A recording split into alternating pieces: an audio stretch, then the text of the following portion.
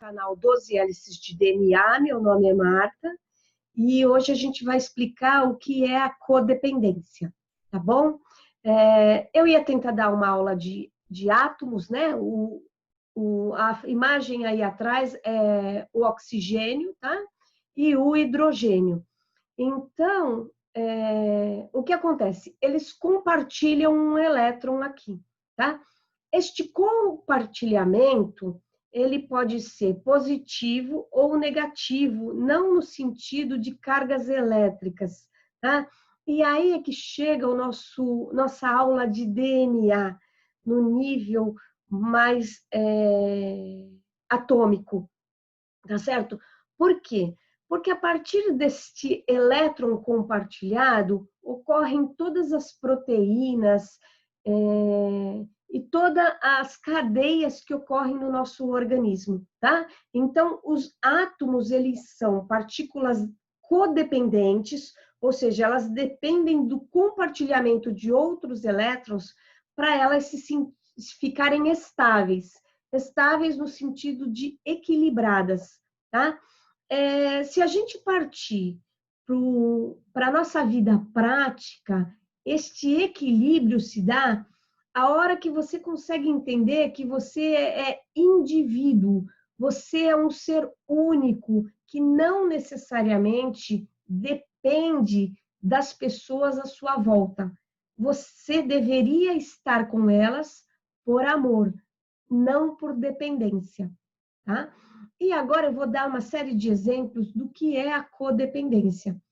Então, por exemplo, a gente tem um casamento onde tanto o homem como a mulher, um tem uma vida profissional, né? Tem amigos, tem família, e tem o outro que não tem vida, ou seja, ele vive em função do que esse decidir.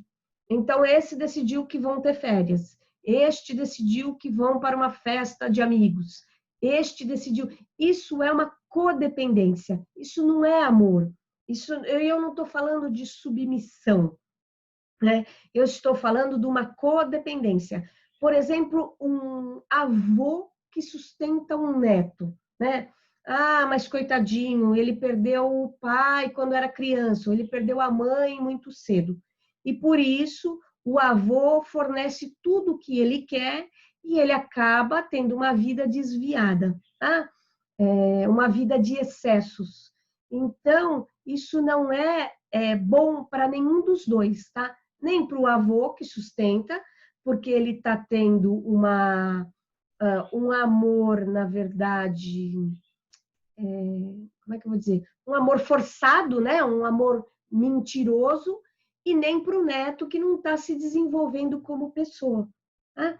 Existem vários outros exemplos. Por exemplo, o alcoólatra que tem uma esposa que é coitadinha, coitadinha dela, mas ele bebe tanto. Mas por que ele bebe? Porque ele tem uma casa para voltar, onde ele é acolhido, sustentado, com comida quentinha, com uma cama quentinha, né? Porque se a pessoa não tem um apoio para ela se drogar, então ela não se droga, tá? Então a gente tem que ver isso muito claramente. Eu fiz parte de uma associação, né, municipal antidrogas, onde a gente vê o quê? Que a família é doente, porque não adianta você tratar esse doente se a partir do momento que ele está curado, a própria família vai contribuir para que ele volte para o vício. Tá? Isso eu estou falando em vício químico, mas tem os workaholics, né? Que são as pessoas que acham lindo isso. Ah, eu sou viciado em trabalho. Não, você é viciado em fugir da família. Porque alguém que passa mais de 16 horas por dia trabalhando e só fala disso, não é uma pessoa saudável, tá? Então, a gente precisa diferenciar bem o que são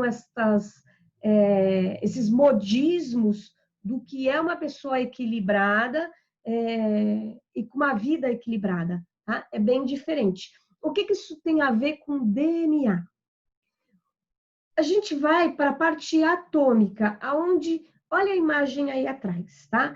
Então, se a gente for tentar explicar para um adolescente a parte química, às vezes eu falo assim para eles: tenta imaginar que cada bolinha dessas é uma pessoa, tá? Que assim fica uma forma muito fácil de você entender química.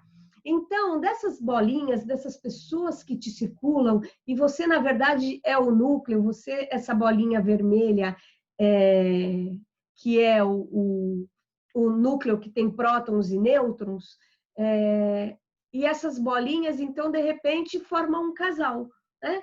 Então, esse casal é esse elétron compartilhado, tá? Entre o hidrogênio, aqui, ó, e o oxigênio, tá bom? Então, este casal, ele pode namorar e resolver se casar. Então, ele se desconecta da molécula, tá bom? E aí vai criar uma família própria. A partir do momento que eu, como indivíduo, vamos dizer que eu sou o oxigênio. Eu necessito, o oxigênio tem 6 elétrons na camada dele, tá? Mas para ele ficar estável, ele necessita de 8. A partir do momento que este elétron aqui se foi, ele precisa de outro para preencher este buraco, tá bom? Então, isso é a codependência. Os nossos compostos, os nossos elementos químicos, eles são codependentes, com exceção dos gases nobres. O que são os gases nobres?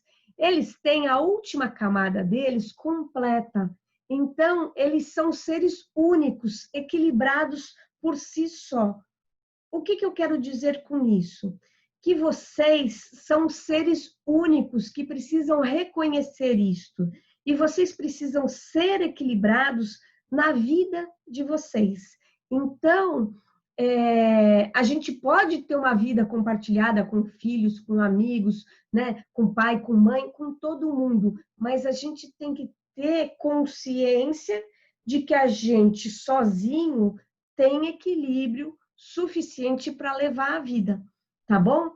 Então, hoje em dia está muito na moda fazer constelação familiar. O que é a constelação familiar? Na verdade, as pessoas trocam de posições. Então, um filho ocupa o lugar do marido, ou uma filha ocupa o lugar da esposa. Então, em vez da esposa estar decidindo a vida com o marido, na verdade, a filha começa a querer decidir a vida com o marido. E se algum dos dois não, ou da família como um todo, não entender que essas posições estão trocadas, isso se perpetua, tá bom? A partir do momento que alguém falar, epa, tem alguma coisa errada aí, deixa eu assumir o meu papel, ocorre num primeiro momento um desequilíbrio. Ou seja, a hora que o pai fala assim, não, peraí, eu tenho que tomar as decisões da casa, né? Então, deixa eu assumir a minha responsabilidade. Quem estava no lugar dele vai se sentir ofendido.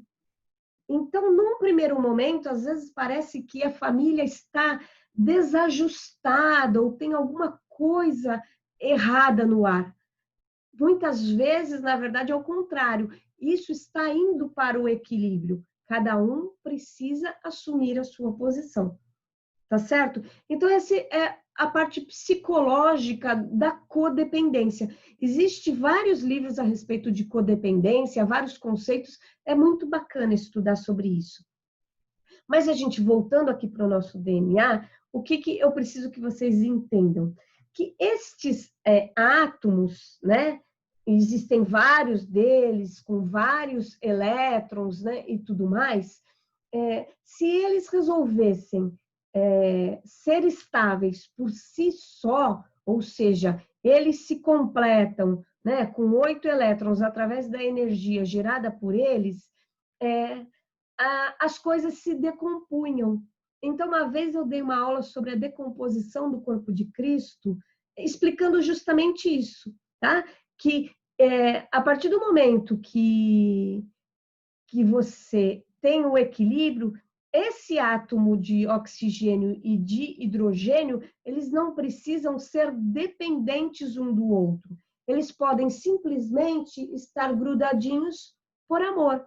tá? A partir do momento que não me interessa mais estar grudadinho, cada um vai para o seu lado. Isso faz o quê? Uma desintegração dos compostos materiais, tá? Aí a gente vira só energia em si só. E o corpo da gente é isso, tá? Então, somos elementos químicos codependentes entre si, formando matéria. O que eu quero com esta aula de hoje? É que vocês tragam para a consciência em que vocês são codependentes. Nas atitudes de quem, né? Que tipo de codependência material vocês têm? Então, eu dependo do meu celular, eu dependo do meu trabalho, eu dependo da minha família, tá? E entendam se essa dependência está saudável ou não, tá? E se ela não está, o que vocês podem fazer para modificar? Tá? Hoje a aula foi sobre isso, tá? Só sobre codependência. A partir das próximas, a gente vai entrando em cada detalhe para a gente poder decompor a fita de DNA, porque eu não tenho como explicar decomposição para vocês se vocês entenderem que isso aqui foi determinado assim. Então, Linus Pauling fez a tabela dos elétrons, né? Onde cada um está em cada camada. Eu não estou indo contra ciência nenhuma, eu só estou dizendo que, assim, devemos ser gases nobres, tá? A partir do momento que a gente se transforma em gases nobres, seres únicos, a gente consegue alterar o nosso DNA. Hoje a gente fica por aqui, tá? Então, beijinho, até a próxima.